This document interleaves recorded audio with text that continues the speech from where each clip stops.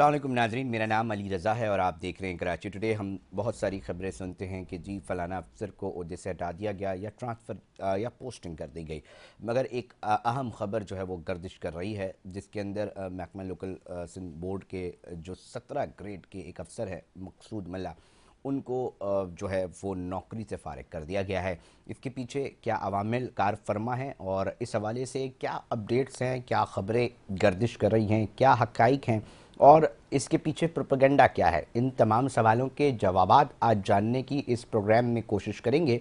हमारे साथ माहिर कानून जावेद राजपूत साहब जो कि एडवोकेट हैं, उन्होंने टेलीफोन लाइन पे ज्वाइन किया है। जावेद साहब, ये ख़बरें गर्दिश कर रही हैं मकसूद मल्ला साहब जो कि 17 ग्रेड के सिंध लोकल गवर्नमेंट बोर्ड के अफसर थे, उनको हटा दिया गया है, नौकरी से फ़ारिग कर दिया गया है। इसके पीछे क्या मामलात हैं, हम चाहेंगे कि आप ही नाजरीन तक हक़ाइक़ पहुँचाएँ और कुछ सवालात हैं वो जानने की कोशिश करेंगे। जी जी बिल्कुल। सर, वजह क्या बनी मकसूद मल्ला साहब को हटाने की? देखिए, वजह ये बनी कि इनका पहले प्यारे अली लाखो जो सेक्रेटरी हैं सिंध गवर्नमेंट लोकल बोर्ड के, जी उनके जी साथ कोई मामला चल रहा था। जी तो मामला कुछ आगे आप जैसे अफसरान के आपस में नहीं बनते थे, छोटी मोटी कोई बात हुई होगी, जी उसके बाद उन्होंने उनको बिला वजह सस्पेंड कर दिया। जब सस्पेंड किया तो फिर हमने हाई कोर्ट से रिव्यू किया कि भाई हमें क्यों सस्पेंड कर दिया आपने। जी तो सस्पेंड करने के बाद उन्होंने कहा भाई तुम हाई कोर्ट चले गए, अब तो मामला और गड़बड़ हो गए, अब आप आओ बैठ के मसले को हल करो, वरना ये आपकी नौकरी भी चली जाएगी। ठीक है। फिर ये गए उनके साथ मामला तय करने के लिए, तो उन्होंने पैसों की डिमांड की।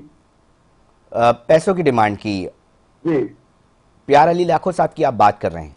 जी जी, उन्होंने पैसों की डिमांड की। सर, आप ये बहुत बड़ा एक इल्ज़ाम यकीनी तौर पे आ रहा है। हम कोशिश करेंगे कि अपनी टीम से के साथ साथ प्यार अली लाखो साहब से भी रब्ता करने की कोशिश की जाए। एक और मामला है कि एंटी करप्शन का इस मामले में क्या दखल है, क्योंकि ख़बरें पहले कुछ गर्दिश करती रही, फिर टीवी और ख़बरों की भी जीनत बनी, उसके बाद मुख्तलिफ मौक़िफ़ सामने आए। हम चाहेंगे कि एंटी करप्शन का इस मामले से क्या ताल्लुक़ है? एंटी करप्शन का ये ताल्लुक है कि एंटी करप्शन को हमने अप्रोच किया जी कि भाई हमें बिलावजह तंग किया जा रहा है, हिरासमेंट किया जा रहा है, पैसों की डिमांड की जा रही है। तो एंटी करप्शन को बाकायदा हमने एप्लीकेशन सबमिट की, उसके बाद हमारी एफआईआर लॉन्च हुई। जी और जावेद अब साहब, मैं 2 लाख चाहूंगा तफसील से हमारे नाजरीन को आगाह करें ताकि तमाम चीज़ें जाएं, और साथ साथ मैं अपनी टीम से भी दरख्वास्त करूंगा कि प्यार अली लाखो साहब से भी रब्ता करने की कोशिश करें ताकि उनका भी मौक़िफ़ आ जाए और तफसील से जो ये बात डिस्कशन करें जो है वो तो हम सामने आए, आपसे क्योंकि एक अहम मामला काफी है चीजें जो कि क्लैरिफाई हो सामने आया जाएंगी। है। जी जी जावेद साहब। जी जी जी, मेरा मौक़िफ़ ये है इसमें कि देखिए, हमने फिर एंटी करप्शन से रब्ता किया कि हमें ये प्यारे अली लाखों हमसे पैसों की डिमांड कर रहा है। तो हमने एंटी करप्शन को बाकायदा एप्लीकेशन दी। एंटी करप्शन ने कहा कि ठीक है, हम इनको 2 लाख रुपए पहले दे चुके थे, बाकी के पैसे हमने देने थे। और सर, ये हमने पैसे किस चीज़ के हमने दिए एंटी जा रहे करप्शन थे? को जी जी, ये किस चीज़, किस मकसद के लिए तलब किए जा रहे थे? ये कि भाई सस्पेंशन आपकी खत्म कर देंगे और आप अपनी नौकरी करते रहिएगा। अच्छा, थोड़ा सा इस हवाले से भी जानना चाहेंगे, क्योंकि अक्सर व बेशतर हम ये चीज़ देखते हैं कि जब अदालत में कोई मामला ज़ेर समाअत होता है तो उस पर इस तरह एक्शन नहीं होता। इस मामले के ऊपर क्या समझते हैं कि क्या कानूनी कार्रवाई जो है वो बन सकती है? देखिए, ये तो देखिए प्यारे अली लाखों ने इस तरह से समझ लिया कि ये इसका कोई पर्सनल मुलाजिम है। देखिए, ये तो सिविल सर्वेंट है, प्यारे अली लाखों साहब सीनियर हैं, वो सेक्रेटरी लेवल के हैं, ये भी 17 ग्रेड का अफसर था। तो उन्होंने पर्सनल लेते हुए कोर्ट के अंदर, अभी कोर्ट ने इनसे जवाब तलब किया हुआ था कि भाई आपने सस्पेंड क्यों किया है। तो इन्होंने मीनवाइल उनको टर्मिनेट कर दिया और ये कहा, उसने अपना जवाब ये रखा कि भाई आपने हमारे खिलाफ एंटी करप्शन में एफआईआर क्यों कटवा दी और आपने झूठी एफआईआर करवा दी हमारे ऊपर। जबकि ये जो रिपोर्ट बना के एंटी करप्शन लाई कि जनाब ये एफआईआर गलत कटी थी, जज ने उसको डिक्लाइन कर दिया। उसने कहा कि नहीं, आप रिपोर्ट गलत बना के लाएं, आपने सही इन्वेस्टिगेशन नहीं की है और आप इसको री इन्वेस्टिगेट करें और कम अज कम डिप्टी डायरेक्टर के लेवल के अफसर से इसको इन्वेस्टिगेट करवाएं। अभी ये इन्वेस्टिगेशन चल ही रही थी, हम अपने बयानात रिकॉर्ड कराते, उस डिप्टी डायरेक्टर को फाइल नहीं दी गई। आपको पता है कि सेक्रेटरी का बहुत बड़ा इन्फ्लुएंस होता है गवर्नमेंट के ऊपर, छोटे अपने इदारों के ऊपर। तो वो अपना उन्होंने एंटी करप्शन पे भी अपना इन्फ्लुएंस इस्तेमाल किया और हमारी इन्वेस्टिगेशन प्रॉपर नहीं होने दी है। तो जज ने जब ये सारे मामला देखे तो उन्होंने जो इन्वेस्टिगेशन पुलिस की जो रिपोर्ट थी उसको डिक्लाइन कर दिया, उसको कहा कि भाई ये रिपोर्ट सही नहीं है, इसको दोबारा री इन्वेस्टिगेट होना चाहिए। तो आज तक री इन्वेस्टिगेट अभी हुआ नहीं है। तो इन्होंने उसी को बहाना बना के कि नहीं जनाब आपने झूठी एफआईआर कटाई थी, मतलब खुद ही इन्होंने एफआईआर को झूठा डिक्लेयर कर दिया। अभी तक किसी कोर्ट ने उसको झूठा नहीं कहा है। अच्छा, हमने सुना था कोई कमेटी बनाई गई है इसके हवाले से जो कि अपनी रिपोर्ट जो है वो पेश करेगी, उस कमेटी का क्या मामला है, उसके ऊपर तहफ़्फ़ुज़ात का क्यों इज़हार किया जा रहा है? देखिए, कमेटी के सामने हम पेश हुए थे, हमने अपना मौकिफ दिया कमेटी को, कि कमेटी ने हमारा मौकिफ सुना ही नहीं, ना कोई हमारे खिलाफ गवाह पेश किया, ना हमें गवाह से कोई जिरा करने का मौका दिया गया, और हमें दूसरे दिन एक लेटर अपना भेज दिया गया। कर तो इन्होंने उसी दिन ही ऑर्डर दिया। जावेद साहब, क्योंकि मैं इसलिए ये बात कर रहा हूँ क्योंकि अक्सर व बेशतर अगर किसी को नौकरी से हटाया जाता है तो उसके पीछे ग्राउंड्स होते हैं, कोई काम नहीं कर रहा होता, कोई नौकरी पर आ नहीं रहा होता, कोई और मामलात होते हैं, कुछ खराबियां होती हैं, तो कोई ना कोई तो ग्राउंड्स होंगे ना जिसके ऊपर मकसूद मल्ला साहब को हटाया गया होगा। नहीं, बहुत अच्छा सवाल किया आपने। लेकिन बिल्कुल कोई इस तरह का कोई ग्राउंड उनके पास था ही नहीं। अगर इस तरह का कोई ग्राउंड होता तो वो हमें शोकाज नोटिस में ये बात लिखते कि जनाब आपके खिलाफ ये एलिगेशन है, आप इतने दिन से गैर हाजिर हैं, या खुदा ना खास्ता आपने किसी से पैसे ले लिए हैं, आपके ऊपर ये एलिगेशन है, या आपने मिसकंडक्ट किया है, और किसके साथ किया है, किसके साथ नहीं किया है। कोई ऐसा सवाल ही हमसे नहीं किया गया। हम पे जो एलिगेशन लगाया गया कि जनाब आपने एक फॉल्स एंड फैब्रिकेटेड एफआईआर कटवा दी और उसकी बुनियाद पे हम आपको टर्मिनेट कर रहे हैं। तो जावेद साहब, इस हवाले से अगर फैब्रिकेटेड चीज साबित हो रही है तो फिर एंटी करप्शन को भी उसके अंदर कठेरे में नहीं आना चाहिए, उसके ऊपर भी तो फिर सवाल उठ रहे हैं। देखिए, एंटी करप्शन को भी कटोरे में आना चाहिए, लेकिन अभी तक एंटी करप्शन में कोई फाइनल रिपोर्ट नहीं दी है। उनकी जब फाइनल रिपोर्ट आएगी तो उसके बाद हम ये डिसाइड करेंगे कि भाई वो रिपोर्ट ठीक है या नहीं है। अच्छा, रिपोर्ट जो भी आती है वो फाइनल अथॉरिटी नहीं होती, और फाइनल अथॉरिटी जज होता है। उस रिपोर्ट को अप्रूव करे, उसे डिसअप्रूव करे, केस हमारे खिलाफ रजिस्टर कर दे, केस एंटी करप्शन के खिलाफ रजिस्टर कर दे, ये तो जज के डोमेन में आता है। लेकिन उन्होंने वो तो मतलब ये जो सेक्रेटरी साहब थे या जिनके पास हमारी इन्वेस्टिगेशन थी, मतलब इंक्वायरी थी, वो तो खुद ही जज बन गए। उन्होंने इस एफआईआर को पहले से डिक्लेयर करके और हमें डिसमिस टर्मिनेट फ्रॉम सर्विस कर दिया। मतलब इतनी बड़ी ज्यादती तो ना कभी देखी है ना सुनी हमने कहीं से। अच्छा, वैसे आप माहिर कानून हैं, हम थोड़ा सा इस हवाले से भी जानना चाहेंगे कि पॉलिसी क्या होती है, किस तरह अगर किसी भी सरकारी अफसर को नौकरी से फारिग भी किया जाता है तो उसके उसूल और कवायद क्या होते हैं, थोड़ा सा हम इस हवाले से भी जानना चाहेंगे। और साथ साथ हम कोशिश करेंगे अपनी टीम से, अपने प्रोड्यूसर साहब से भी कहता हूं बार बार कि प्यार अली लाखो साहब से भी राब्ता कीजिए, और हम चाहेंगे कि उनका मौक़िफ़ जो है इस प्रोग्राम में जाए। हमारी टीम नादरीन राब्ता करने की कोशिश कर रही है। एक अहम मामला सामने आया है, एक अफसर को निकाल दिया गया है और उसके ऊपर तहफ़्फ़ुज़ात का जो है इज़हार किया जा रहा है, और साथ साथ बड़े इल्ज़ाम भी जो हैं वो सामने आ रहे हैं। इसके हक़ाइक़ क्या हैं, इसके ऊपर बात की जा रही है। जावेद साहब, थोड़ा सा इस डिस्कशन को मैं आगे बढ़ाना चाहूँगा। अब आप इस चीज़ को कैसा देख रहे हैं, थोड़ा सा इस हवाले से बताइएगा, और मुस्तकबिल करीब में क्या चीज़ सामने आ सकती है, क्योंकि अक्सर व बेशतर ये बात सामने आई है कि जी सज़ा और जज़ा का अमल तो होता है, और यकीनी तौर पे अगर किसी को नौकरी से फारिग कर दे, वो भी 17 ग्रेड के, तो एक बहुत बड़ी पोजीशन होती है। एक पोजीशन लेते हुए एक अरसे से एक अफसर काम कर रहा होता है और उसको एकदम से हटा देना, तो इसके ग्राउंड्स क्या देखते हैं, क्या समझते हैं कि क्या चीज़ें सामने आई? 30 साल की उसकी नौकरी है, जिसे एक ही मतलब इन्होंने एक ही हेयरिंग में उसे फारिग करके उसे टर्मिनेट कर दिया है। देखिए, कानून का जहां तक मामला है, कानून इसमें ये कहता है कि आप किसी को सस्पेंड करते हैं, फिर उसको टाइम देते हैं, वो अपनी पोजीशन को एक्सप्लेन करता है। आप कह रहे शो कॉज नोटिस भी नहीं दिया गया? शो कॉज नोटिस हमें सस्पेंड करने के बाद दिया गया। ओके, जिसका हमने प्रॉपर रिप्लाई जमा करवाया, ठीक है, तमाम एलिगेशंस का हमने जवाब दिया, फिर हमें वहां इंक्वायरी कमेटी के सामने कॉल किया गया, वहां हमारी हेयरिंग हुई। उन्होंने कहा ठीक है, आप अभी भी बैठ के आपस में मामला को सॉल्व कर लेना। सब हम तो सॉल्व करने के लिए तैयार हैं, हमारे सीनियर हैं, अगर उनको कोई दिल में कोई ऐसी बात है तो हम उसको बैठ के अपना क्लैरिफाई कर देंगे, कोई ऐसी बात नहीं है। क्योंकि सर हमारे पास जो चीज आई है, हमारे पास क्योंकि जो इतलात है वो तो ये है कि एक शरीफ नफ्स आदमी है प्यारा लाखू साहब, और मतलब जो इतलात हमारे पास आई हैं, तो जब इस तरह की चीज़ आती है तो फिर साबित करना बड़ा मुश्किल हो जाता है, क्योंकि एक तरफ आपका मौक़िफ़ है और फिर मुख्तलिफ इतलात हमारे पास भी हैं। फिर इसको किस तरह हम देख सकते हैं, किस तरह इसके नताइज किस तरह निकलेंगे, और साथ साथ मकसूद मल्ला साहब के हवाले से उनका क्या मौक़िफ़ है, क्या इस नहज पर चीज़ें चली गई, क्योंकि अगर इतनी आराम से चीज़ें हट सकती हैं तो फिर तो कल को किसी को भी हटा दिया जाएगा।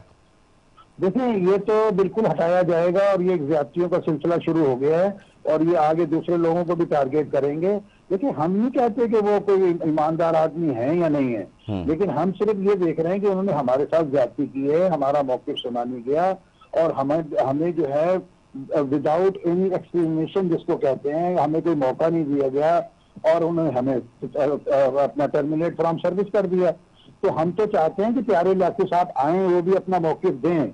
मैं तो आप हमारी टीम सर राब्ता करी है, जावेद साहब उनसे राब्ता करने की मुसलसल कोशिश कर रही है, उनको मोबाइल फोन पे मैसेजेस दिए गए हैं। खुद नहीं आ सकते तो कोई अपना स्पोक्समैन दे दें, कोई अपना वकील दे दें, कोई अपना नुमाइंदा मुकर्रर कर दें, तो वो कम से कम आके आपकी पोजीशन पे मुसलसल टीम राब्ता करने की कोशिश करिए। मैं अपने नाज़रीन से लाजमी ये कहना चाहूँगा, और खुसूसन अगर प्यारा लाखो साहब देख रहे हैं, ये प्लेटफॉर्म सर आपके लिए भी ओपन है। आपके पास अगर फिर भी टाइम मिलता है तब भी हम आपका मौक़िफ़ इसी तरह चलाएंगे, क्योंकि एक मामला ये है कि यकीनी तौर पे इंतज़ामी मामलात से बराह रास्त ताल्लुक़ होता है, और जब इस तरह इतने बड़े लेवल पर इस तरह की चीज़ें सामने आ रही होती हैं तो बहुत सारे सवाल उठ रहे होते हैं और अवाम चाहते हैं कि उनका जवाब उनको मिले और उनको दिया जाए।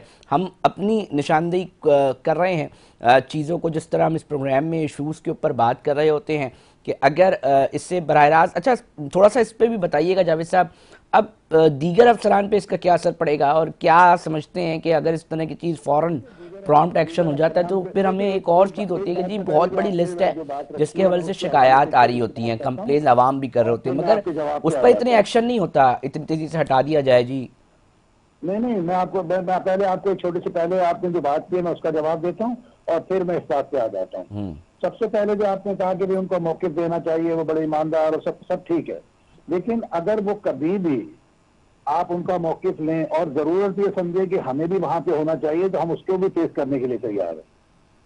ओके, आप जब चाहें हमें के कॉल पे रात को ले लें, दिन में ले लें, जब चाहें आप चाहें हमें कॉल करें, हम कॉल पे अवेलेबल होंगे और आपको जो वो जब बात करेंगे उसका हम जवाब भी देंगे, अगर वो जवाब सुनने की उनमें बर्दाश्त हो तो। अच्छा, नहीं हो तो हम तो आपको जवाब दे रहे हैं, उनके लिए तो हम जवाब दे नहीं है। अच्छा जावेद साहब, फिर थोड़ा सा इस हवाले से भी बताइएगा, क्योंकि देखें एंटी करप्शन ने क्या रेड मारी थी, और अगर रेड मारी थी तो पहले गिरफ्तारी की थी, या इसके पीछे क्या मामला है कि फिर तरदीद करनी पड़ी एंटी करप्शन, क्योंकि ये खुद भी इटसेल्फ एक बड़ा एक अहम मामला बनता जा रहा है, क्योंकि इतना बड़ा अहम जिम्मेदार इदारा है।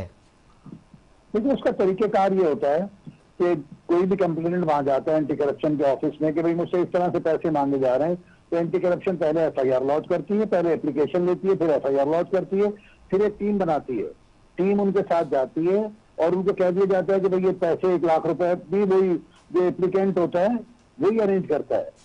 वो पैसे भी हमने अरेंज किए, वहां पे नोटों के हमने नंबर भी नोट करवा दिए और वो पैसे लेके हम उनके ऑफिस भी पहुंच गए और हमने उनके हवाले भी वो पैसे कर दिए।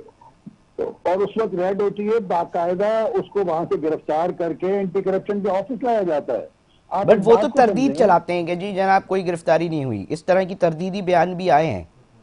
देखिए, ये तो एंटी करप्शन कह रही है खुद कि हम उसको वहां से लेके आए उसके ऑफिस से, ये हमारा मौक़िफ़ थोड़ी है, ये तो एंटी करप्शन का मौक़िफ़ है। तो एकदम से सूरत हाल फिर बदली क्यों, थोड़ा सा इस हवाले से भी जानना चाहेंगे, क्योंकि एक चीज हो रही है, आप भी सहाफ़ी हैं, आप सारा दिन इस तरह के मामला को देखते हैं और आपको भी इसकी नॉलेज है, लेकिन मैं वजाहत करता हूँ इस बात की कि उसको क्यों छोड़ा गया, किस तरह छोड़ा गया। आप ये देखें ना, एक सेक्रेटरी लेवल का अफसर है, उसके दायरे के आगे मामला कहाँ उसके ताल्लुक नहीं होंगे। मतलब आप कह रहे हैं, आप एक इल्जाम लगा रहे हैं कि ताल्लुक जो है वो इस मामले के अंदर जो है वो लगाया गया है, बिल्कुल ताल्लुक लगाया, और सिफारिश की बुनियाद पर फिर चीजें जो है वो लो डाउन हुई है, आप ये बात कर रहे हैं। एक रंगे हाथों पकड़े हुए आदमी को छोड़ दिया गया है।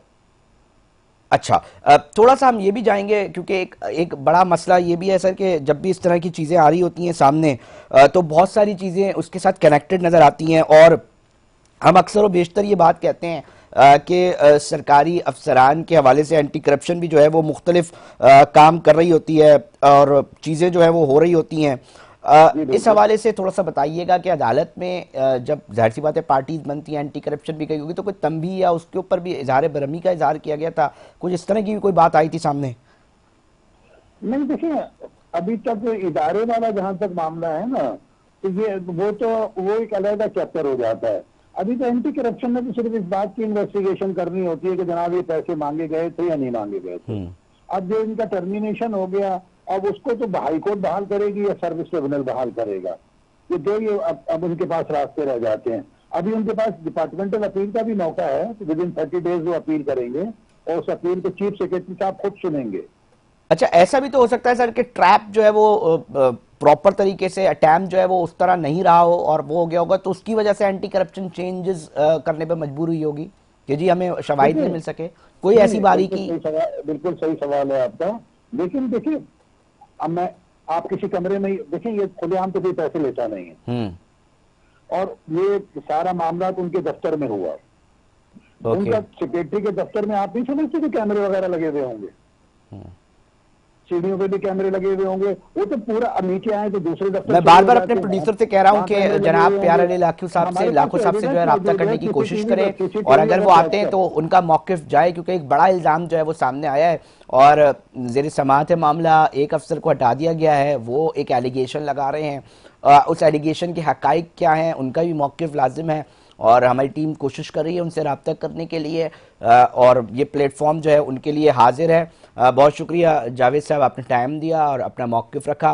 नाज़रीन, हमने मुतादिद बार कॉल्स की, मुतादिद बार टीम ने कोशिश की। मैं इस प्लेटफॉर्म के ज़रिए ये बात बार बार कहना चाहूँगा कि लाखो साहब, जब भी आपको टाइम मिले आप प्लेटफॉर्म आपके लिए हाजिर है और अपना मौक़िफ़ लाजमी दें। हम मनोन उसी तरह जो है वो चलाएँगे और जिस तरह हम प्रोग्राम कोई भी करते हैं उसके पीछे डिस्क्लेमर ये देते हैं कि जो भी एक आम आदमी यहाँ प्रोग्राम में बैठता है उसकी ज़ाती राय है, हमारा चैनल का पॉलिसी से उसका कोई वास्ता नहीं है।